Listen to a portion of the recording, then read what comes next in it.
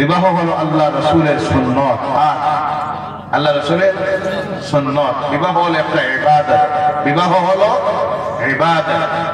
কিন্তু আজকের যে বিবাহ শাদীর অনুষ্ঠান ইবাদত থেকে গুনাহের কাজে চলে গেছে, কথা ঠিক কিনা? বিভিন্ন জায়গায় দেখেন বিবাহের নামে বিবাহ একটা ইবাদত, আল্লাহ রাসূলের সুন্নাত। আল্লাহ রাসূল বলছেন আন-নিকাহু মিন সুন্নতি ফামান রাগিবা আন সুন্নতি ফালাইসা মিন্নি, আও কামা ক্বালা আলাইহিস সালাতু ওয়াস সালাম। বিবাহ করা হলো আমার সুন্নাত, কেউ যদি বিবাহ করাকে অস্বীকার করে সে আমার উম্মতি নয়। এখন দেখা গেল বিবাহ মাহফিলে অনেক জায়গায়, আমাদের এই দেশে অনেক কম, বাংলাদেশে গেলে পরে দেখি তারা বিবাহের আগের দিন একটা অনুষ্ঠান দেয়। তথাকথিত নামদারি মুসলমানেরা যে অনুষ্ঠানটার নাম দেওয়া হয় গায়ে হলুদ। গায়ে হলুদ অনুষ্ঠান দেয়, নাউযুবিল্লাহ বলেন। গায়ে হলুদ নামে ইসলামী কোন অনুষ্ঠান আছে বিবাহের আগের দিন? এরপরে দেখা যায় মেয়েগুলিকে, ছেলেগুলিকে বিভিন্ন নামি দামি বিউটি পার্লারে নিয়ে যায়, নিয়ে এখানে বিভিন্ন ভাগের মেকআপ করায় আনে, বিবাহের অনুষ্ঠানের মধ্যে কুঞ্জ বানায়। দেব দেবতাকে যেইভাবে সাজাইয়া রাখা হয় সেইভাবে সাজাইয়া রাখে, নাউযুবিল্লাহ বলেন। বিবাহের পরের দিন যেখানে দিতে হয় অলিমার অনুষ্ঠান, অলিমার দাওয়াত শূন্য করা হবে, আত্মীয় স্বজনকে খাওয়ানো হবে, এতিম মিসকিন ফকির প্রতিবেশী যারা তাদেরকে খাওয়ানো হবে, আমার রাসূলের সুন্নাত। কিন্তু সেই দিন দেখা যায় কিছু সংখ্যক মুসলমানেরা অলিমার দাওয়াতের নামে বিভিন্ন নামি দামি হোটেলে অথবা বাড়িতে প্রথমে করে লাইটিং 50,000 টাকা, নাউযুবিল্লাহ বলেন। এরপরে প্যান্ডেল বানায় লক্ষ টাকা খরচ করে, ডাইনিং টেবিল লাগাইয়া খানি দেয়, নাউযুবিল্লাহ বলেন না। ইহুদি নাসারাদের কালচার, নারী পুরুষ একসঙ্গে বসে খানি খায়, নাউযুবিল্লাহ বলেন না। গুনাহ না নেকি? নারী পুরুষ একসঙ্গে হোটেলে একই সঙ্গে প্লেট লাগা, ভদ্রতা স্ট্যান্ডার্ডের নামে বিবাহের ইবাদতটাকে আল্লাহর নাফরমানির কাজের মধ্যে নিয়ে নিয়েছে। এরপরে বিভিন্ন জায়গায় দেখা যায় বম ফাটায়, হাজার হাজার টাকার বম মারে, বলেন নাউযুবিল্লাহ। জায়েজ না নাজায়েজ? তাড়াতাড়ি বলবেন। নাজায়েজ কাজ করতেছে, অলিমার নামে আল্লাহর নাফরমানি কাজ করতেছে, লক্ষ লক্ষ টাকার অপচয় করতেছে। কিন্তু বিবাহ হলো আল্লাহ রাসূলের সুন্নাত। এবার আপনারা বলুন, এই যে বিবাহ সুন্নতের বিবাহের অনুষ্ঠানের নামে যা করে, এর কারণে কি এখন থেকে বলে দিবা বিয়া করা হারাম? বলতে পারবা? বলতে পারবে? বলতে হবে বিয়া সুন্নাত। কিন্তু বিবাহের নামে যে সমস্ত কুসংস্কার অপসংস্কৃতি মুসলমান সমাজে ঢুকেছে তা বন্ধ করতে হবে। মাতবুজাদা, আপনার নাকের উপরে যদি একটা মশা বসে, আপনি মশাটা তাড়াইটা না নাক কাটিটা? যদি তোমার নাক কাটিয়ে পালাম, নাক থাকলে এখানে মশা বসে, তাহলে বোঝা যাইব এর স্কুল সব গুলি গেছে। তখন কর্তব্য হলো মশা তাড়াইয়া দেওয়া। এর কারণে আমার ভাইরা, আল্লাহ রাব্বুল আলামিনের ওলি যারা, তাদের বিরোধিতা করতে যাবেন না, এদের বিরুদ্ধে হাত ধরতে যাবেন না। আমার এই দেশের যারা আজকের শাসক, বিভিন্ন সময় আমি বলেছি, আজকে বলতেছি, খাজা সুলতানুল হিন্দ মুঈনুদ্দিন চিশতি আজমিরি রাহমাতুল্লাহি তাআলা আলাইহির বিরুদ্ধে আর যারা রাজনীতির নামে রাজনীতির স্বার্থে হাত ধরেছে, যারা ঘোষণা দিতেছে, আজমিরে খাজা আজমিরি রাহমাতুল্লাহি তাআলা আলাইহি মাজারের নিচে নাকি মন্দির, নাউযুবিল্লাহ। দুঃখ লাগে, আফসোস লাগে, পৃথিবীর মানুষ যখন চন্দ্রে যাইতেছে, সূর্যে যাইতেছে, ইন্টারনেট স্যাটেলাইটের মাধ্যমে গোটা বিশ্ব চলতেছে, কম্পিউটার ল্যাপটপের মাধ্যমে উন্নতির চূড়ান্ত শিখরে গিয়ে পৃথিবীর অন্যান্য রাষ্ট্রের মানুষ যখন পৌঁছতেছে, চীন, আমেরিকা, জাপান, ফ্রান্স, ইতালি, নাম বললে শেষ হবে না, তারা চেষ্টা করতে, চিন্তা করতে, জাতিকে আর কত উন্নত করা যায়, কত শিক্ষিত বানানো যায়, দেশের অর্থনীতির অবস্থায় কোথায় নিয়ে পৌঁছানো যায়। তখন দুঃখ লাগে, আফসোস লাগে, আমার এই দেশে কিছু মানুষ তখন সব কাজ কাম বাদ দিয়া তারা মসজিদের তলে গিয়ে মন্দির টুকাইতেছে, আছে না? না, নাউযুবিল্লাহ বলেন। নাউযুবিল্লাহ। সারা আফসোস লাগে, দুঃখ লাগে। এই দেশ আমাদের জন্মভূমি, ভারতবর্ষ, এই দেশের সামান্য ক্ষতি হোক আমরা বরদাস্ত করতে পারি না, কারণ এই দেশের মাটির সঙ্গে আমাদের রক্তের সম্পর্ক। সুবহানাল্লাহ বলেন। যার প্রমাণ এই দেশে অনেক স্বাধীনতার আন্দোলন হয়েছে, দেশ স্বাধীন হয় নাই, কিন্তু যখন আমার এই দেশের উলামায়ে কেরামরা, সকল সংগঠনের উলামায়ে কেরামরা, জামিয়াত উলামায়ে দ্বীন বলুন, আহলে সুন্নাত ওয়াল জামাত বলুন, বেরেলভী উলামায়ে কেরাম বলুন, আল্লাহর ওলিরা বলুন, সব যখন রাজপথে নামলেন, রক্ত জড়ালেন, হাজার হাজার উলামায়ে কেরামরা যখন শহীদ হলেন, তখন এই ভারতের স্বাধীনতা আসলো। বলেন সুবহানাল্লাহ।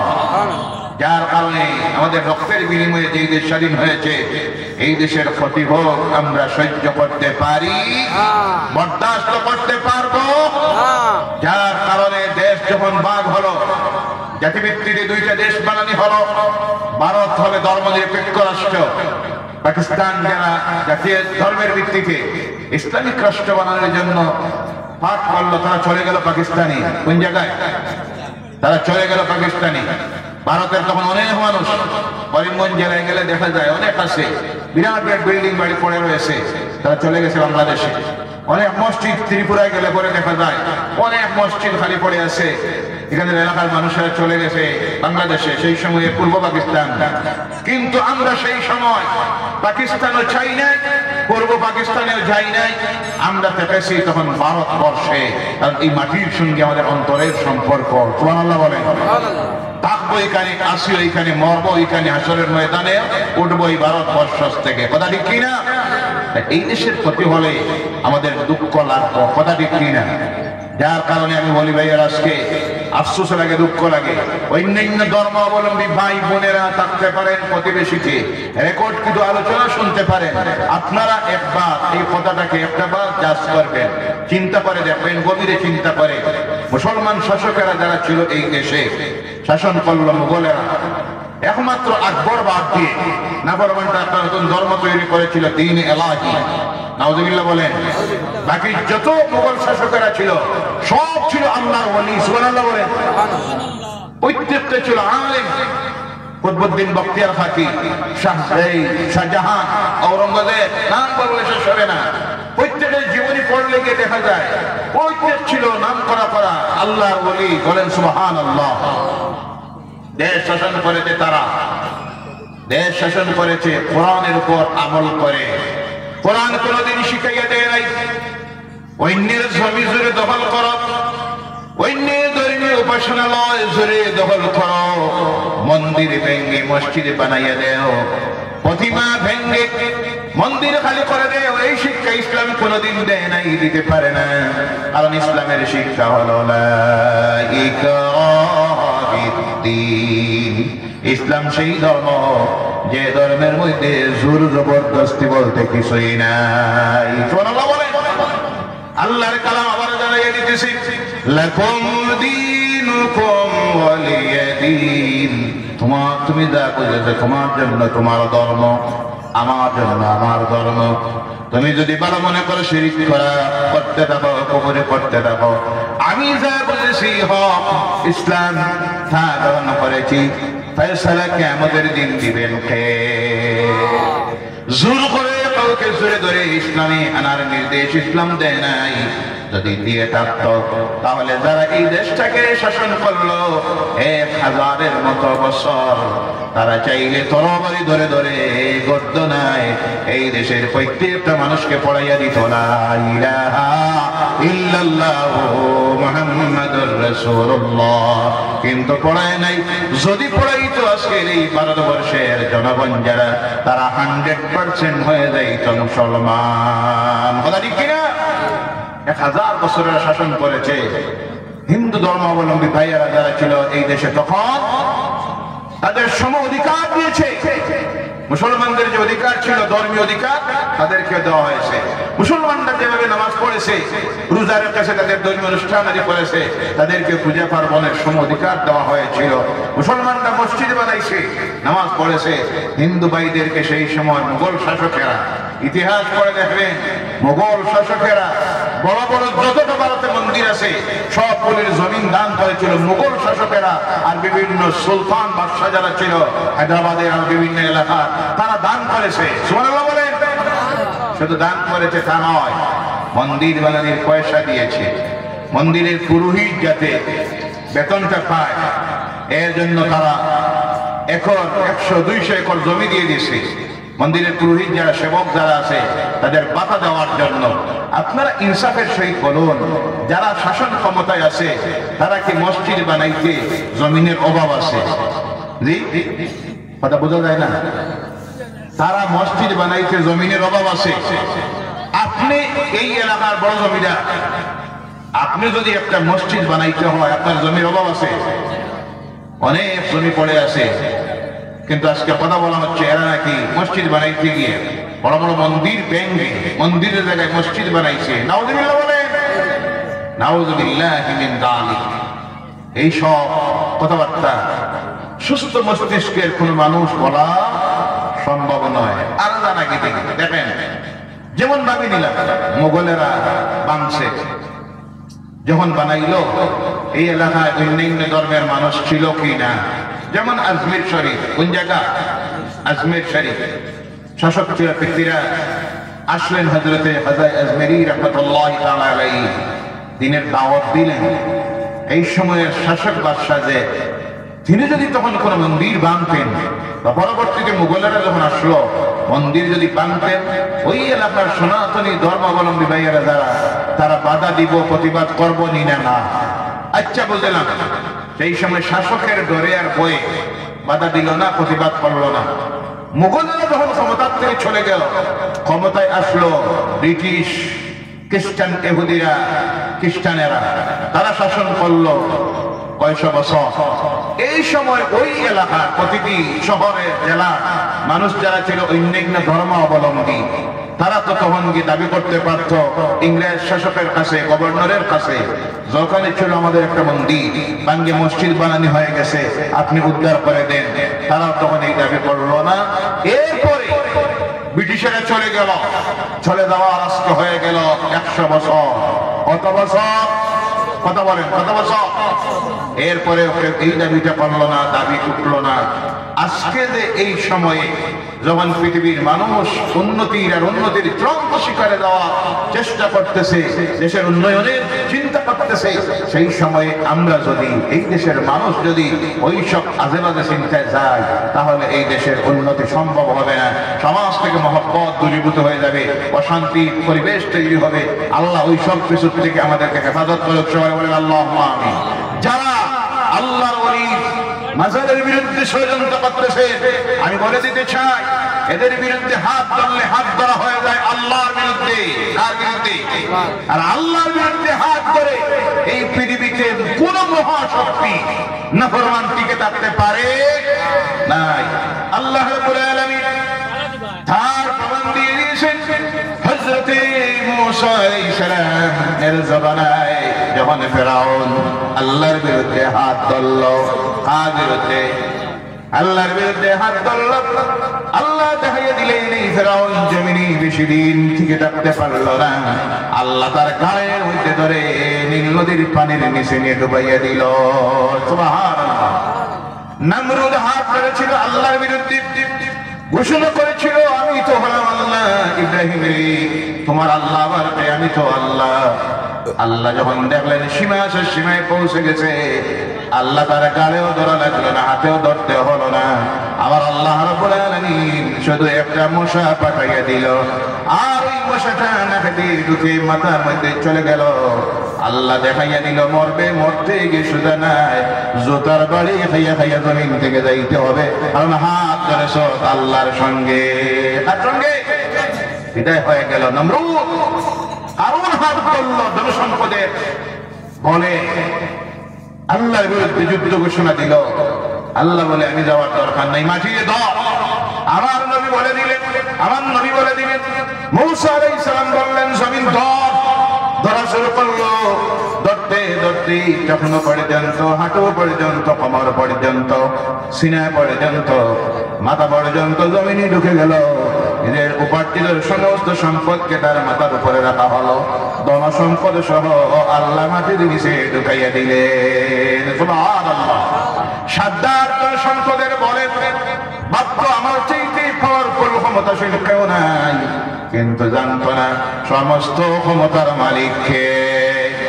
আর শুনে বলেন, সমস্ত ক্ষমতার মালিককে, সমস্ত শক্তির মালিককে, যার শক্তির সামনে পৃথিবীর কোনো অপশক্তি টিকে থাকা সম্ভব নয়। এই আল্লাহর বিরুদ্ধে যখন হাত ধরলো, বলল আল্লাহ নাকি বেহেশত বানাইয়া দেয়, আমিও তো বেহেশত বানাইতে পারি, বেহেশত বানাইয়া দিল। যখন বেহেশতে ঢোকার জন্য রওনা করেছি, তখন আমার আল্লাহ বলেন আজরাইলের হায়াতটা শেষ হয়ে গেছে। একটা কদম মাত্র বেহেশতে তার বানাই বেহেশতে ঢুকাইছে, একটা বাইরে রয়ে গেছে। জিবরিল আজরাইল বলেন আল্লাহ অনেক আশা করে বেহেশত বানাইলো, আল্লাহ ঢুকে দাও নাকি? আল্লাহ বলেন আজরাইল, আমার কানুনের পরিবর্তন কখনো হতে পারে না। আমি আল্লাহ তো এর আগে জানাইয়া দিয়েছি, ইযা জাআ আজালুহুম ফালা ইস্তাখিরুনা সাআতান ওয়া লা ইস্তাকদিমুন। আল্লাহু আকবার। এক সেকেন্ড বাড়াইয়া দিব না। বললেন আজরাইল, এক পাতার বেহেশতের একটা বাহিরে বেহেশতে ঢুকতে পারছে না, বিদায় করে দিলেন কে? জোরে বলেন কে? সেই আল্লাহ এখন আছেন না নাই? এর জন্য আল্লাহ ওলিদের বিরুদ্ধে হাত ধরবা না, রাজা আজমেরি সুলতানুল হিন্দের বিরুদ্ধে ষড়যন্ত্র করবা না, ধ্বংস হয়ে যাবা, দেশ থেকে ধ্বংস করে দিবা। সতর্ক হন, আল্লাহকে হেদায়েত করে সবাই বলেন আল্লাহুম্মা আমিন।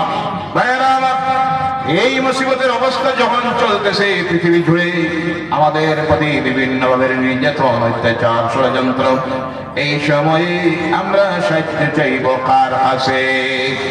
আরো জোরে বলেন কার কাছে? আল্লাহর কাছে।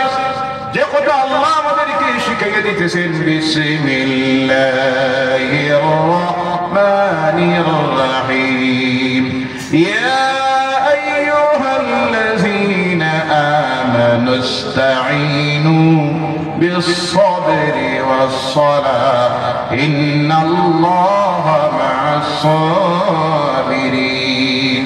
বলো আল্লাহু আকবার। হে ঈমানদাররা, সাহায্য চাও আল্লাহর কাছে। কার কাছে? আল্লাহর কাছে সাহায্য চাইবো, আল্লাহর কাছে। কথা খুব ভালোভাবে বুঝবেন। আল্লাহ বলছেন সাহায্য চাও আমি আল্লাহর কাছে। মাধ্যম বানাও, ওসিলা নেও দুইটা জিনিসের। কয়টা? এই জায়গায় আল্লাহ বলছেন ওসিলা নেও দুইটা জিনিসের। একটা হলো ধৈর্য ধারণ করো আর নামাজ পড়ো। অন্য জায়গায় বিভিন্ন ভাবে ওসিলা প্রমাণগুলি আয়াতগুলি এসেছে। এখানে আল্লাহ এর পরের আয়াতে সূরা আল বাকারা 153 নম্বর আয়াতে আল্লাহ বলছেন আমি পরীক্ষা নিব বিভিন্ন সময় তোমাদেরকে। وَلَنَبْلُوَنَّكُمْ بِشَيْءٍ مِّنَ الْخَوْفِ وَالْجُوعِ وَنَقْصٍ مِّنَ الْأَمْوَالِ وَالْأَنفُسِ وَالثَّمَرَاتِ وَبَشِّرِ الصَّابِرِينَ الَّذِينَ إِذَا أَصَابَتْهُم مُّصِيبَةٌ قَالُوا إِنَّا لِلَّهِ وَإِنَّا إِلَيْهِ راجعون। আমি যখন তোমাদেরকে পরীক্ষা নিব, ভয়ের মধ্যে ছেড়ে দিয়া, ক্ষুধার মধ্যে ছেড়ে দিয়া, তোমাদের নিজের নফসের পরে তোমাদের জান মাল ফল ফসল আদির মধ্যে ক্ষতিগ্রস্ত করাইয়া যখন তোমাদেরকে পরীক্ষা নিব, তোমরা ধৈর্য ধারণ করিও। ধৈর্যশীলদের জন্য হলো সুসংবাদ। তখন তোমরা বলিও আমরা এসেছি আল্লাহর পক্ষ থেকে, আমরা ফিরে যেতে হবে আল্লাহর কাছে। এর আগের আয়াত 152 নম্বর আয়াতে আল্লাহ বলছেন এই অবস্থা যখন তৈরি হবে, মুসিবতে পড়ে যাবা, ভয়ের মধ্যে পড়ে যাবা, ক্ষুধার মধ্যে পড়ে যাবা, ক্ষতিগ্রস্ত হয়ে যাবা, নিজের মাল সম্মান এর বাদে ফল ফসলাদির মধ্যে, তখন ও মুমিনেরা, আল্লাহ এখানে ইয়া আইয়ুহান নাস বলেন নাই। কোরআনের বিভিন্ন জায়গায় আল্লাহ কথা বলতে গিয়ে দুনিয়ার প্রত্যেকটা মানুষকে সম্বোধন করে কথা বলেছেন ইয়া আইয়ুহান নাস। যেমন আমরা দেখি আল্লাহ বলছেন ইয়া আইয়ুহান নাস ইত্তাকু রাব্বাকুমুল্লাযী খালাকাকুম মিন নাফসিন ওয়াহিদাতিন ওয়া খালাকা মিনহা যাওজাহা ওয়া বাসসা মিনহুমা রিজালান কাসীরান ওয়া নিসা। জোরে বলো আল্লাহু আকবার। এই আয়াতের শুরুতে আল্লাহ বলছেন ইয়া আইয়ুহান নাস, এই পৃথিবীর মানব মণ্ডলী, তোমাদেরকে সৃষ্টি করা হয়েছে একজন থেকে, তার থেকে তার জীবন সঙ্গিনীকে আর ওর থেকে অগণিত নারী পুরুষকে আমি সৃষ্টি করেছি। তোমরা ভয় করো তোমাদের রবকে, ইয়া আইয়ুহান নাস ইত্তাকু রাব্বাকুম, তোমরা তোমাদের রবকে, প্রতিপালককে ভয় করো। এই জায়গায় আল্লাহ শুরু করতে গিয়ে দুনিয়ার প্রতিটি মানুষকে বলতেছেন না, আল্লাহ বলতেছেন ইয়া আইয়ুহাল্লাযীনা আমানু, হে ঈমানদাররা। আল্লাহ বুঝতে পারতেছেন ইয়া আইয়ুহান নাস বললে হবে না, কারণ যারা ঈমান আনে নাই তারা আল্লাহকে চিনবে না, ওসিলাকেও চিনবে না। তাই আল্লাহ শুরুতে বলছেন ইয়া আইয়ুহাল্লাযীনা আমানু, হে ঈমানদাররা, করো কি? সাহায্য চাও আল্লাহর কাছে, আর মাধ্যম বানাও, ওসিলা বানাও, ধৈর্য ধারণ করো, আর নামাজ পড়ে আমি আল্লাহর কাছে সাহায্য চাও। ইন্নাল্লাহা মা'আস সাবিরিন, অবশ্যই নিশ্চয় ধৈর্যশীলদের সাথে আমি আল্লাহ আছি, বলেন সুবহানাল্লাহ।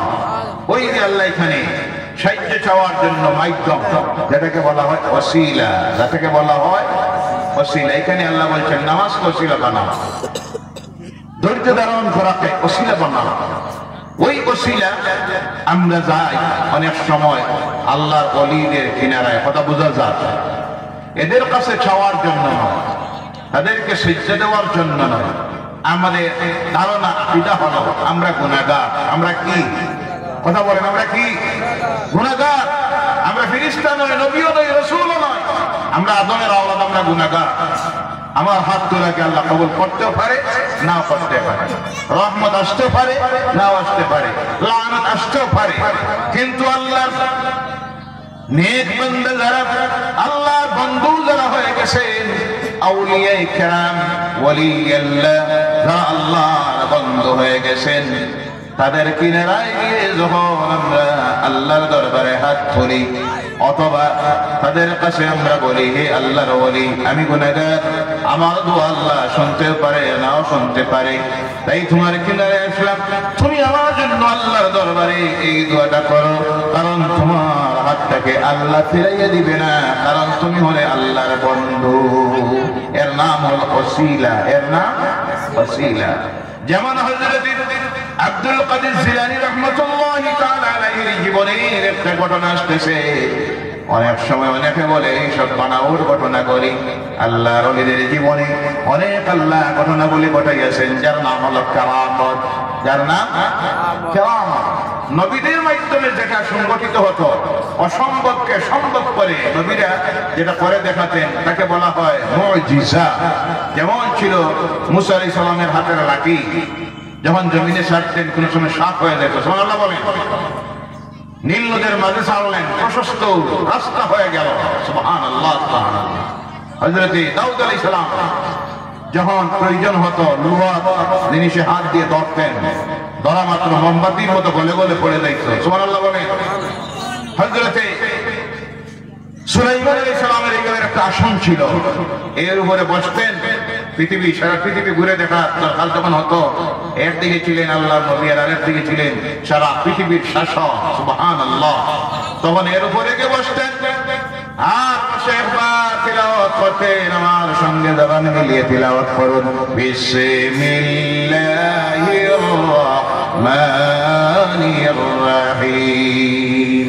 সঙ্গে সঙ্গে আল্লাহর কুদরতে তার ওই বসার আসন উপরের দিকে যাওয়া শুরু করত, এত দ্রুত বেগে চলত, সারা পৃথিবী প্রদক্ষিণ করে 1 মিনিটের ভিতরে আবার চলে আসত, সুবহানাল্লাহ। একজন নবীকে আল্লাহ একটা মুজিজা দিয়েছিল, আমার নবীর অগণিত মুজিজা ছিল। আল্লাহর নেক বান্দা যারা, তাদেরকে আল্লাহ বুঝার জন্য, সাধারণ মানুষ বুঝার জন্য, যে এরা আপনার আমার মতো মানুষ নয়, তাদেরকে বিশেষ ক্ষমতার অধিকারী আল্লাহ বানিয়ে দিয়েছেন আল্লাহর বন্ধু হওয়ার কারণে। তখন বুঝার জন্য তাদের থেকে অসম্ভব কোন কাজ আল্লাহ করাইয়া দিত, যাকে বলা হয় কারামত, যাকে বলা হয় কারামত।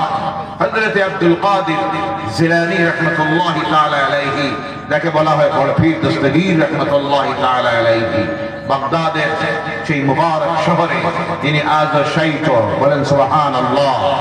সেই আব্দুল কাদের জিলানী রাহমাতুল্লাহি আলাইহি জীবনের মধ্যে একটা ঘটনা এসেছে, একজন মহিলা ওনার কাছে গেছে, তার ছেলে মারা গেছে নৌকা ডুবিতে, বরযাত্রী হয়ে গিয়েছিল, আসার সময় নৌকা ডুবে সব মারা গেছে, পাত্রীও মারা গেছে, বরযাত্রীরা বড় মা কাজা কাজা আল্লাহর ওলির কিনারায় গেছে। কে বলে, আব্দুল কাদির শুনেছি আপনি হলেন বড় পীর, বড় পীর, তাই আপনার কাছে আসলাম ক্ষমার জন্য, আপনি যেন আল্লাহর কাছে দোয়া করে আমার যে ছেলেটা মারা গেছে, একমাত্র ছেলে নৌকা ডুবিতে, ওই ছেলেটাকে আপনি বাইরে করাইয়া দেন। আব্দুল কাদের জিলানী রাহমাতুল্লাহি তাআলা আলাইহি বললেন, না, কোন মানুষ মারা গেলে কি আবার জিন্দা হয়ে আসে? তখন মহিলা বলল, আসে না, এটা আমার জানা আছে, কিন্তু আমি জানি তুমি আল্লাহর বন্ধু, তুমি যদি আল্লাহর কাছে চাও আল্লাহ জিন্দা করে দিতে পারে। বলেন সুবহানাল্লাহ। আল্লাহ জিন্দা করার ক্ষমতা আছে না নাই? এবার মহিলা আবার বলে, তিনি বলেন, মহিলা, মানুষ মারা গেলে সেরে আর জিন্দা হয় না, এটা আমার দ্বারা সম্ভব নয়। আবার যখন অনুরোধ করে, আপনি বড় পীর, আপনি দিতে পারবেন, আল্লাহর কাছে আপনি বললে আল্লাহ আপনার পাটাকে ফিরাইয়া দিবে না। বারবার মহিলা যখন অনুরোধ করে, আল্লাহর ওলি তখন নামাজের মধ্যে দাঁড়িয়ে গেছেন, আল্লাহর কুদরতের কদমের সিজদার মধ্যে পড়ে গেছেন। মানুষ যখন নামাজের দাঁড়ায় আর নামাজের সিজদার মধ্যে চলে যায়, তখন বান্দা আল্লাহর মাঝে কোনো পর্দা থাকে না। সুবহানাল্লাহ। আব্দুল কাদের জিলানী রাহমাতুল্লাহি তাআলা আলাইহি সিজদার মধ্যে পড়ে কাঁদতেছেন আর বলতেছেন, আয় আল্লাহ, এই মহিলা বারবার আমার কাছে চাইতেছে তোমার কাছে বলার জন্য, রব, এই মুহূর্তে যদি আমি তোমার কাছে না চাই, আল্লাহ, এই মহিলাটার কাছে আমি লজ্জিত হয়ে যাব, শর্মিন্দা হয়ে যাব, আর আমি যদি লজ্জিত হই তাহলে আল্লাহ তোমার জাতের শরম হয়ে যাবে। সুবহানাল্লাহ। আয় আল্লাহ, এই মহিলার ছেলেটাকে তুমি জিন্দা বাইর করে দাও সাগরের জলের নিচ থেকে। আল্লাহ বলেন, আব্দুল কাদের, তুমি কি জানো না, মানুষ মারা গেলে এই মানুষ আর জীবিত হয়ে ফিরে আসে না। আব্দুল কাদের জিলানী বলেন, আল্লাহ, আমি তা জানি, কিন্তু তৎসঙ্গে আমি জানি তোমার নাম তো হাই। সুবহানাল্লাহ। তুমি জীবিত করতে পারো, তুমি তো সেই আল্লাহ, কোন বলা মাত্র ফায়াকুন হয়ে যায়, হয়ে যা বলা মাত্র হয়ে যায়। তাই তো দুনিয়ার কারোর কাছে আমি চাইতেছি না, তুমি আল্লাহর কাছে চাইতেছি। আল্লাহ, যেদিন তোমার আমার বন্ধুত্বের সম্পর্ক হয়েছিল, সেই দিন তোমার আমার সঙ্গে তোমার ওয়াদা ছিল, আল্লাহ, আমি যা চাইব তোমার কাছে তুমি ফিরাইয়া দিবে না। সুবহানাল্লাহ। যার জন্য আল্লাহ আজকে এই মহিলার বাচ্চাটার জন্য আমি তোমার কাছে চাইতেছি, আল্লাহ, এই মহিলার বাচ্চাটাকে তুমি জিন্দা বাইর করে দাও। সঙ্গে সঙ্গে সাগরের পানির মধ্যে, নদীর পানিতে দেব আরম্ভ হয়ে গেছে। মহিলার বাচ্চা নদীর থেকে বাইর হয়ে আসলো। যখন এসেছে, হযরত আব্দুল কাদের বলেন, আল্লাহ, তোমার সঙ্গে আমার ওয়াদা ছিল, যা চাইব তা হবে। এবার এই মহিলার পরের ছেলেটা, বউ যেটা নববধূ, তাকেও বাইর করে দাও। এবার নববধূ বাইর হয়ে গেছে। সুবহানাল্লাহ বলেন না? সুবহানাল্লাহ। হযরত আব্দুল কাদের আবার আল্লাহর কাছে বলেন, আল্লাহ, সঙ্গে যারা ডুবে মরেছিল তাদের অপরাধটা কি? আমি তোমার বন্ধু হয়ে তোমার দরবারে আরজ করতেছি, আল্লাহ, সমস্ত বরযাত্রীকে নৌকা সহ তুমি বাইরে করে দাও। সঙ্গে সঙ্গে বরযাত্রী সহ নৌকা বেশি উঠলো। সুবহানাল্লাহ নাই? সুবহানাল্লাহ। এটা তো আব্দুল কাদের জিলানী রাহমাতুল্লাহি তাআলা আলাইহি কারামতি বললাম। শামসুল উলামা, জুবদাতুল আরিফিন, সিরাজুস সালিকিন, মিনহাজুল আবিদিন, আল্লামা সাহেব কিবলাই ফুলতলি রাহমাতুল্লাহি তাআলা আলাইহির কাছে গাড়ি করে রওনা করেছেন। লন্ডন প্রোগ্রাম, রাস্তায় গাড়ি আটকায়। হুজুর সাহেব কিবলা, আমার দুইটা মেয়ে নৌকা ডুবিতে মারা গেছে, আর 7 দিন হয়ে গেছে। কয়দিন? কোন ডুবুরিরা বাহির করতে পারে নাই আজ পর্যন্ত। আপনার কাছে দোয়া চাই, আপনি যেন দোয়া করে দেন, আমার দুইটা মরা সন্তান যেন লাশটা পায়। আমি জীবিত চাচ্ছি না, লাশটা যেন পায়। শামসুল উলামা সাহেব কিবলাই ফুলতলি রাহমাতুল্লাহি তাআলা আলাইহি মুনাজাত করলেন না, বলে আমার অনেক সময় কম। একটা তাবিজ লেখলেন, মাত্র 1 সেকেন্ডের ভিতরে তাবিজ লেখে বললেন, যে জায়গায় ডুবেছে সেই জায়গায় তাবিজটা নিয়ে তুমি ছেড়ে দিও। যারা তাবিজ নিয়ে রওনা হয়েছে বলে কি লেখলাম, মাত্র একটা টান দিলা কলম দিয়ে, দেখিনি লেখা দেখা যায়। আমি ফুলতলি বলতেছি, ও নদীর পানি, পানির নিচে যে দুইটা বাচ্চা ডুবে মারা গেছে, আমি ফুলতলি বলতেছি দুইটা বাচ্চাকে নদীর পানি বাইর করে দে। সুবহানাল্লাহ। নিয়ে সেই জায়গায় তাবিজ ছাড়া হলো। হাজার হাজার মানুষ দাঁড়িয়ে আছে, ডুবুরিরা খুঁজতেছে মরা দুইটা শিশুকে বাইর করার জন্য। হাজার হাজার মানুষ নদীর কিনারায় পারে দাঁড়িয়ে আছে। তাবিজ ছড়া হলো। ছড়ার 1 মিনিটের মতো যখন গেল, নদীর নিচ থেকে দেখা যায় মরা দুইটা বাচ্চা বাইর হয়ে এসে গেছে। সুবহানাল্লাহ। এটা হলো আল্লাহর ওয়ালিদের কারামত। এর কারণে আমরা মুমিন মুসলমান যারা তাদের কিনারায় যায়, গিয়ে তাদের ওসিলা নিয়ে আল্লাহর কাছে দোয়া করি। ক্লিয়ার আরো করে দেয়, যখন কিনারায় যাবেন, যাওয়ার পর আল্লাহর ওলিদের কাছে চাইবেন না। অনেকে আমরা না জানে সরাসরি বলে দেই আল্লাহ অমুক অলি অমুক অলি, আপনি আমাকে এটা দেন, ওটা দেন, সেটা দেন। এভাবে বলতে যাবেন না। বলবেন হে আল্লাহর ওলি, তোমার কিনারায় আমি এসেছি, তুমি আল্লাহর নেক বান্দা, আল্লাহর সঙ্গে তোমার গভীর সম্পর্ক। আমি অসুস্থ, অনেক ডাক্তার দেখাইলাম, আল্লাহর কাছে দোয়া করলাম, আমি গুনাহগার, সম্ভবত আমার গুনাহ আল্লাহ মাফ করতেছে না, দোয়া কবুল করতেছে না। আপনি আল্লাহর বন্ধু, আপনি আল্লাহর কাছে দোয়া করুন, আপনি দোয়া আল্লাহ কবুল করবে। আপনি যদি আল্লাহর কাছে দোয়া করেন, আল্লাহ যেন আমার রূপটাকে শিখা দেয়, এর নাম হলো ওসিলা। কথা বোঝা গেছে? কথা বোঝা গেছে? এই জন্য আল্লাহর ওলিদের কিনারে যাবেন, ওসিলা নিবেন, জিয়ারত করবেন। এটা ভালো কাজ, সওয়াবের কাজ। কবর জিয়ারতে যাওয়া আল্লাহ রাসূলের সুন্নাত। বলেন সুবহানাল্লাহ। আমার নবী শবে কদরে, শবে বরাতের রাত্রিতে জান্নাতুল বাকির কবরস্থানে জিয়ারতে যাইতেন। সুবহানাল্লাহ। বছরে একবার শুহাদায়ে উহুদ যারা মদিনাতুল মুনাওয়ারায় গিয়েছেন, দেখেছেন আল্লাহ রাসূলের চাচা, দুইজন চাচা মাত্র আল্লাহ দ্বীনকে গ্রহণ করেছিলেন। একজন হলেন হযরতে আমির হামজা রাদিয়াল্লাহু তাআলা আনহু, আর একজন ছিলেন হযরতে আব্বাস রাদিয়াল্লাহু তাআলা আনহু। হযরত আব্বাস রাদিয়াল্লাহু তাআলা আনহুর মাজার হলো বর্তমানে তাইফের মেইন সিটিতে, আর হযরতে আমির হামজা রাদিয়াল্লাহু তাআলা আনহুর মাজার হলো এই বদরের প্রান্তে মাঝখানে। আল্লাহ রাসূল বৎসরে একবার নিজের চাচার কবর জিয়ারতে যাইতেন। বলেন সুবহানাল্লাহ। আল্লাহ পাক এই সংক্ষিপ্ত আলোচনার উপরে আমাদেরকে আমল করার জন্য তৌফিক দেন। সকলে বলেন আল্লাহুম্মা আমিন। ওয়া মা আলাইনা ইল্লাল বালাগ ওয়া আখিরু দাওয়ানা আলহামদুলিল্লাহি রাব্বিল আলামিন। আল্লাহুম্মা আমিন। ربنا ظلمنا أنفسنا وإن لم تغفر لنا وترحمنا لنكونن من الخاسرين. ربنا آتنا في الدنيا حسنة وفي الآخرة حسنة وقنا عذاب النار وادخلنا الجنة مع الأبرار برحمتك يا عزيز يا غفار يا رب العالمين. ربنا ولا تحملنا ما لا طاقة لنا به واعف عنا واغفر لنا وارحمنا أنت مولانا فانصرنا على القوم الكافرين. رب العالمين আমরা গুনাহগার, আমরা শিরকার, আমরা বদকার, সারা জীবনটা তোমার নাফরমানির মধ্যে কাটাইয়া দিছি ইয়া আল্লাহ।